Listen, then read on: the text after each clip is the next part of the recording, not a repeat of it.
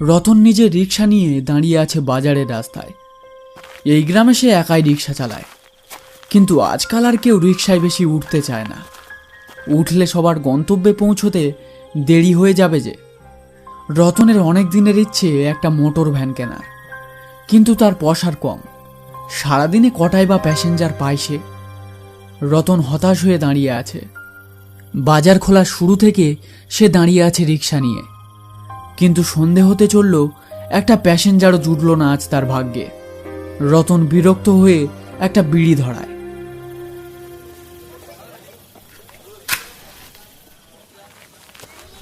এই যে ছোকরা, জগর মোড় অব্দি যাবে নাকি? রতন তাকিয়ে দেখে থানার বড়বাবু। সে চমকে উঠে হাতে ধরা বিড়িটা ফেলে দিয়ে বলে, হ্যাঁ বড়বাবু, আপনি ক্ষমা করবেন, আমি লক্ষ্য করিনি। আরে এতে এত চমকাবার কি আছে? হ্যাঁ, আমি ভূত না রাক্ষস? আর হ্যাঁ, আমি বড়বাবু আর কোথায় যে বড়বাবু বলছিস? এখন আমি রিটায়ার হয়েছি। আর বড়বাবু বলবি না, বরং কাকা বলে ডাকিস, বুঝলি? আজ্ঞে বড়বাবু, ঠিক আছে। হ্যাঁ, এবার বল, জগর মোড় অব্দি যাবি কি না? আমার একটু তাড়া আছে বাপু। আগে অবশ্যই। আরে ও স্যার, এই যে আমি যাব জগর মোড়ে। আমার মোটর ভ্যান আছে, আমারটাতে আসুন, তাড়াতাড়ি পৌঁছে দেব। রিটায়ার অফিসার অনন্তবাবু তাকিয়ে দেখলেন একটা মোটর ভ্যান চালক তাকে ডাকছে। লোকটাকে দূর থেকে দেখে অনন্তবাবুর কেমন যেন একটা চেনা চেনা লাগলো। কৌতূহলবশত তিনি এগিয়ে যান লোকটির দিকে। এই যে রতন, তুই একটু দাঁড়া, আমি এক্ষুনি আসছি। রতন কিছু একটা বলতে যাচ্ছিল, কিন্তু তার আগেই অনন্তবাবু এগিয়ে যান সেই লোকটির দিকে। লোকটির কাছে এগিয়ে গিয়ে তিনি লোকটিকে চিনতে পারেন। আরে, এ তো শৈলেন ডাকাত। তিনি একটু অবাক হয়ে যান। আরে স্যার, আমায় চিনতে পারছেন তো? আমি শৈলেন। হ্যাঁ, চিনতে পেরেছি বই কি, তোকে আর চিনতে পারবো না? কিন্তু পুলিশের চোখে ফাঁকি দিয়ে এতদিন কোথায় ছিলে বাপধন আমার? আরে স্যার, দয়া করে ওসব কথা বলে এখন লজ্জা দেবেন না আমাকে। আমি এখন ভালো হয়ে গেছি, দেখছেন না, ভ্যান চালাচ্ছি এখন। শুধু আপনি যদি আমায় ক্ষমা করে দেন তো আমি খুব খুশি হতুম। অনেক ছুট করিয়েছি এক সময় আপনাকে, ক্ষমা করবেন স্যার। আরে আমি ক্ষমা করার কে? হ্যাঁ, তুই আইনের চোখে এখনো অপরাধী, বুঝলি? কি বলছি শোন, তুই পুলিশের কাছে স্যারেন্ডার কর। আমি কথা বলে যদি তোর শাস্তিটা কমাতে পারি, আর তুই যখন বলছিস ভালো হয়ে গেছিস, তখন আমার আর কোনো আপত্তি নেই তোকে সাহায্য করতে, বুঝলি? ঠিক আছে স্যার। আর হ্যাঁ, আপনি জগর মোড়ে যাবেন বলছিলেন না? চলুন, আমি আপনাকে ছেড়ে দিচ্ছি, ভাড়া লাগবে না। বলছিস? আচ্ছা চল তাহলে, দাঁড়া, রতনকে বলে দিই একবার। এই যে বাপধন রতন, আমি এই শৈলেনের ভ্যানে করে চলে যাচ্ছি, বুঝলি? সন্ধে তো হয়ে গেল, বাড়িতে পৌঁছতে হবে তাড়াতাড়ি। কিছু মনে করিসনি যেন আবার তুই। রতন হতাশায় ভরা একটা শ্বাস ছাড়ে।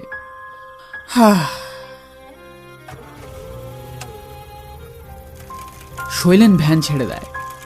রতন আর প্যাসেঞ্জারের অপেক্ষা না করে ভ্যান চালিয়ে রওনা দেয় পরেশের চায়ের দোকানের দিকে।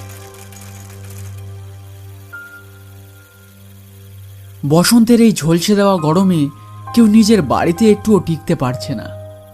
সন্ধ্যের দিকেও যেন একটা গুমোট গরম। এই গুমোট গরমের মধ্যেও সন্ধ্যের চায়ের আড্ডাটা বজায় রেখেছে এই মাঝের পাড়ার কিছু লোকেরা। গরমের মধ্যেও চা, আসলে চা খাওয়াটা একটা নেশায় পরিণত হয়েছে তাদের মধ্যে। তার উপরে এই সন্ধ্যের আড্ডাটা। কিছুক্ষণ পরে রতন এসে উপস্থিত হয় চায়ের দোকানে। সুদর্শন বুড়ো আর প্রশান্ত নিজেদের রোজকার জীবনের ঘটে যাওয়া কিছু ঘটনা নিয়ে কৌতুক করছেন,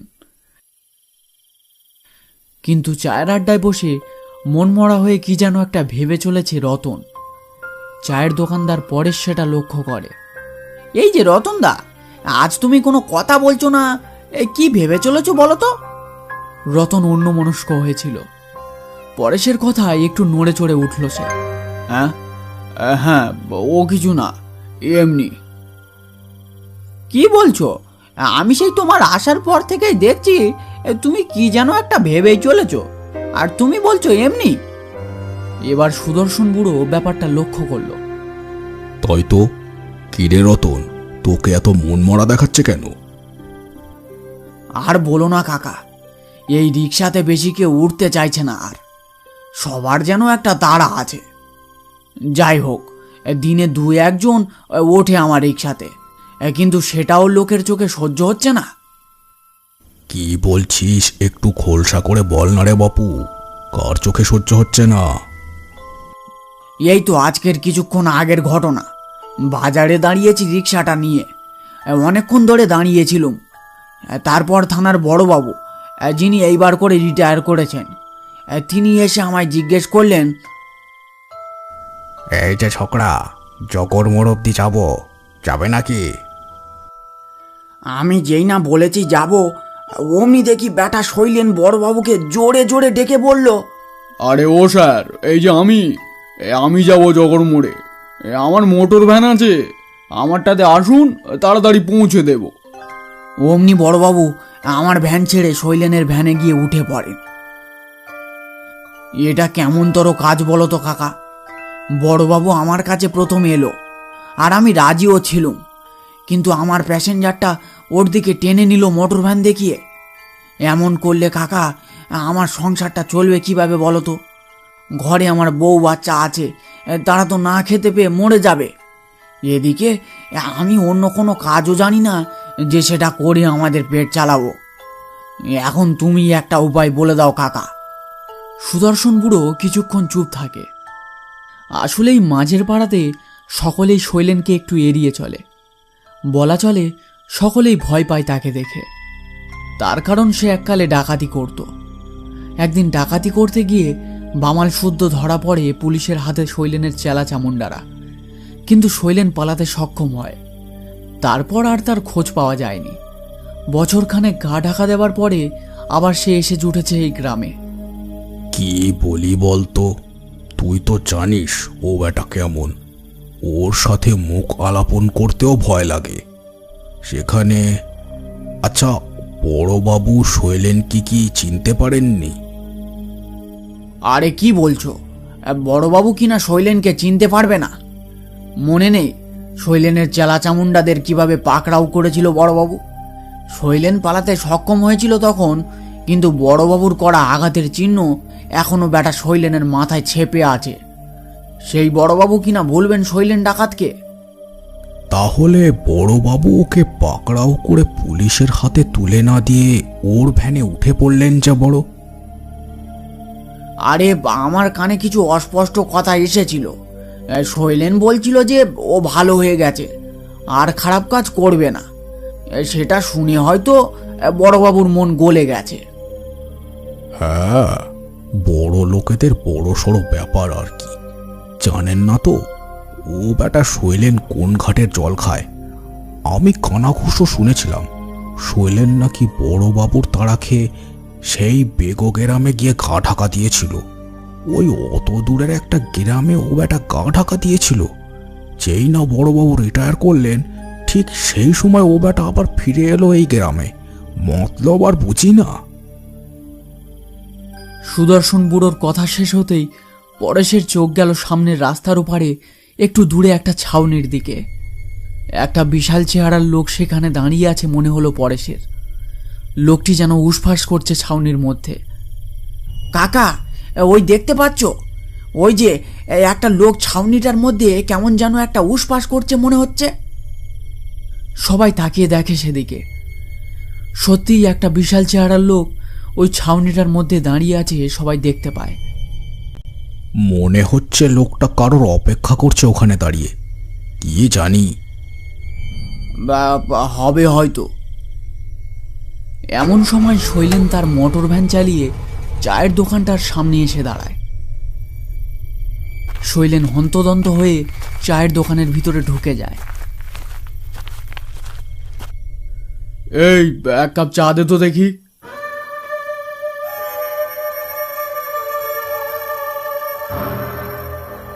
সকলে তার দিকে এক দৃষ্টিতে তাকিয়ে আছে। ব্যাপারটা কি হচ্ছে কেউ ঠাউর করতে পারছে না। শৈলেনের মাথার কাটা অংশটা সবাই যেন মন্ত্রমুগ্ধের মতো জরিপ করে চলেছে, কিন্তু কারোর সাহস হয়ে উঠছে না তার সাথে কথা বলার।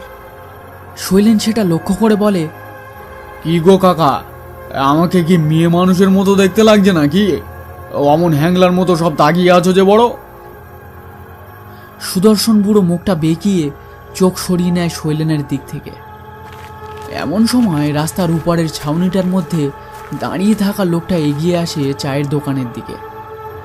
লোকটাকে দেখে সবাই একটু অবাক হয়ে যায়। এই গুমট গরমের মধ্যেও লোকটা আপাদমস্তক চাদর দিয়ে ঢেকে রেখেছে নিজের শরীরটা। লোকটির মুখ ভালোভাবে দেখা যাচ্ছে না, মুখের অর্ধেক অংশ চাদর দিয়ে ঢাকা। এই যে ছোকরা, জগর মোড়ে যাব, খুব তাড়া আছে, যাবে কি? লোকটি কথাটা শৈলেনকে উদ্দেশ্য করে বলল। আরে না না, এখনই ওই দিক দিয়ে এলাম, আর যাব না। চিন্তা নেই, বেশি ভাড়া পাবে পৌঁছে দিলে। আরে বলছি তো যাব না। কেন মাথা বকাচ্ছেন বলুন তো মশাই আপনি? লোকটি কোনো জবাব না দিয়ে স্থির হয়ে সেখানে দাঁড়িয়ে থাকে। সেটা দেখে সুদর্শন বুড়ো রতনের দিকে ইশারা করে বলে, এই রতন, লোকটার বোধহয় খুব তাড়া আছে, শৈলেন তো নিয়ে যাবে না বলছে।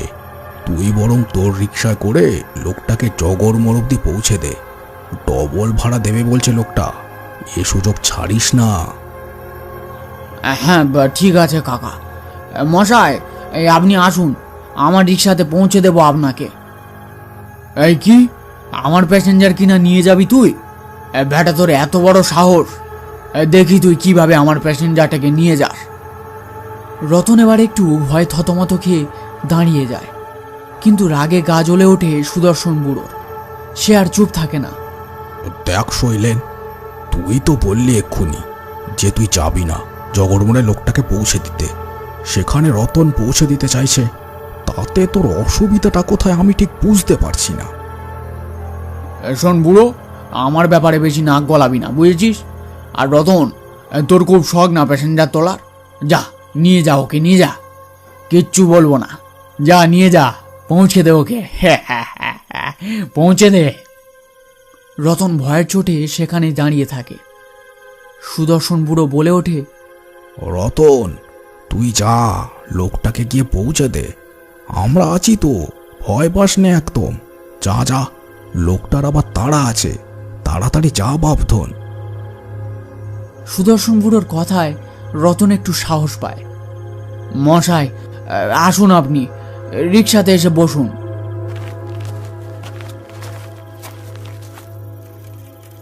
রতন রিক্সা চালাতে শুরু করে, কিন্তু শৈলেন তখন রাগে সাপের মতো ফুঁসছে।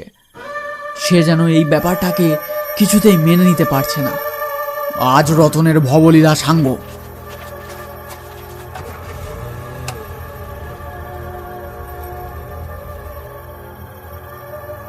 সুদর্শন বুড়োর মনে একটা ভয় জমতে শুরু করেছে তখন। বুঝলি পরেশ, শৈলেন যেভাবে কথাটা বলে বেরিয়ে গেল, রতনকে কিছু করে না দেয় আবার, আমার তো খুব ভয় লাগছে রে। যাবি নাকি এগিয়ে? চলো কাকা, কিছু বেগর ভাই দেখলে আজ শৈলেন ব্যাটারি ভবলীলা সাঙ্গ করে দেব।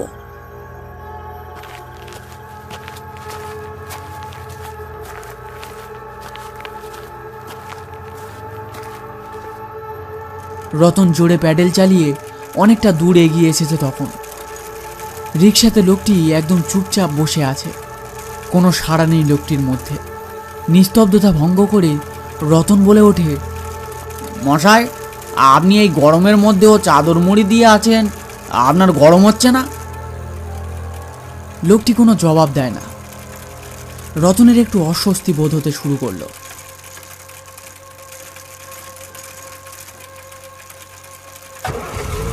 হঠাৎ রতনের রিক্সার কাছে এসে থামলো শৈলেনের ভ্যানটা। ভয়ে রতনের গায়ে কাঁটা দিয়ে ওঠে। খুব বার বেড়েছিস তুই রতন, তোর বাড়বাড়ন্ত আজ কমিয়ে দেব আমি। কিছুক্ষণ আগেই একটাকে কমিয়েছি, এবার তোর পালা। শৈলেন একটা ছুরি বার করে, তারপর ধীরে ধীরে রতনের দিকে এগিয়ে যায়। তখন রতন ভয় কি করবে বুঝে উঠতে পারে না, সে যেন পাথর হয়ে গেছে। হঠাৎ খুব জোরে হাওয়া হতে শুরু করে, সে কি প্রবল হাওয়া! রিক্সা থেকে নেমে দাঁড়িয়েছে তখন আগন্তুক লোকটা। শৈলেন থমকে দাঁড়িয়ে পড়ে। চাদরে মোড়া লোকটা বলে ওঠে তীব্র আওয়াজে, কে রে শৈলেন, আমায় মেরে শান্তি পেলি না, এখন রতনকে ধরেছিস? কে কে কে তুই? মজা করছিস আমার সাথে? আমার কাছে ছুরি আছে, দেখছিস তো? খবরদার, খবরদার একদম। লোকটি তখন একটা পৈশাচিক হাসি এসে ওঠে। তখনই প্রচন্ড জোরে একটা হাওয়া এসে লোকটার গায়ের চাদরটা খুলে দেয় শরীর থেকে। লোকটিকে দেখে শৈলেন চমকে ওঠে। রতনের মুখ দিয়ে বেরিয়ে আসে, বড়বাবু। ওদের সামনে দাঁড়িয়ে আছে রিটায়ার অফিসার অনন্তবাবু। তার সারা শরীরটা যেন ফ্যাকাশে হয়ে আছে, গলায় জমাট বাঁধা রক্ত, মাটিতে পা নেই তার, সারা শরীরটা যেন হাওয়ায় ভাসছে। শৈলেনের মুখ থেকে তখন আর্ত চিৎকার বেরিয়ে আসে, এ হতে পারে না, এ কিছুতেই হতে পারে না, এ কিছুতেই হতে পারে না। কে তুমি? আমায় চিনতে পারছিস না শৈলেন? কত বোঝালাম তোকে, কিন্তু তুই কি করলি? রতন তখন সমস্ত ব্যাপারটা বুঝে গেছে যে কি হয়েছে বড়বাবুর সাথে।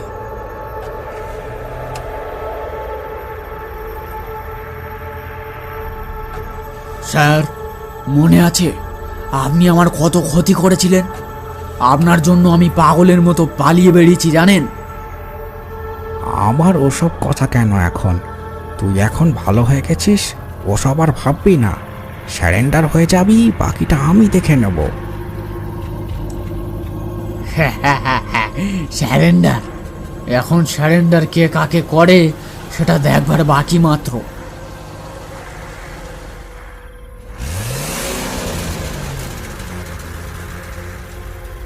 একই গাড়ি থামালি কেন? এবার যে স্যার আপনার সাথে একটা বোঝাপড়া হবে আমার। কিসের বোঝাপড়া? তোর মতলবটা কি বলতো? আমার মতলব এখন আপনার জীবনটা সাঙ্গ করা, আর বেশি কিছু মতলব নেই আমার।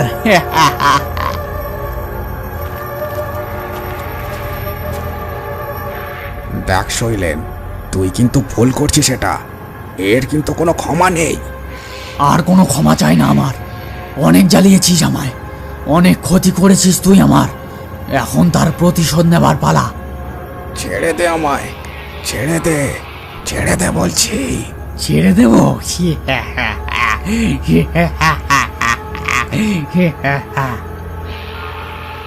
ভবলীলা সাঙ্গ।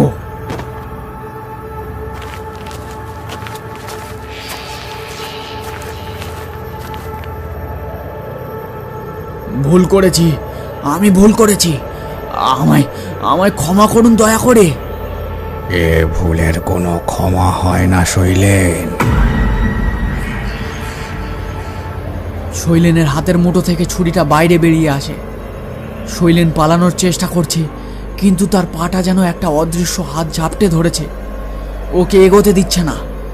ছুরিটা হাওয়ায় ভাসতে ভাসতে একটা সময় শৈলেনের গলার উপর দিয়ে বেরিয়ে যায়।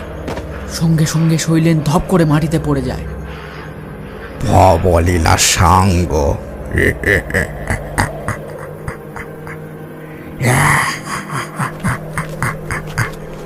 হাতে লাঠি নিয়ে পরেশার সুদর্শন বুড়ো তখন এসে পৌঁছায় সেই জায়গায়। তারা সমস্ত দৃশ্যটা দেখে ভয়ে বাক্যহীন হয়ে যায়। অনন্তবাবুর হাওয়ায় ভেসে থাকা শরীরটা তখন হাত বাড়িয়ে পাশের ঝোপঝাড়ের দিকে ইশারা করে। তারপর অবয়বটা মিলিয়ে যায় বাতাসে। শৈলেনের ভ্যানটা আচমকা চলতে শুরু করে। একটা অদৃশ্য শক্তি গাড়িটাকে চালিয়ে নিয়ে চলে যায় সেখান থেকে। সবার দৃষ্টি তখন সেই ঝোপের দিকে।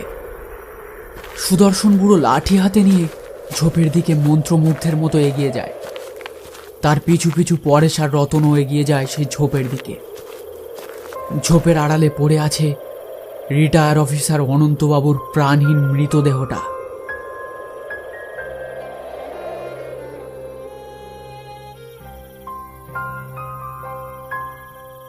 আজকে আমাদের সাথে ছিল কার্টুনস অ্যানিমেশন।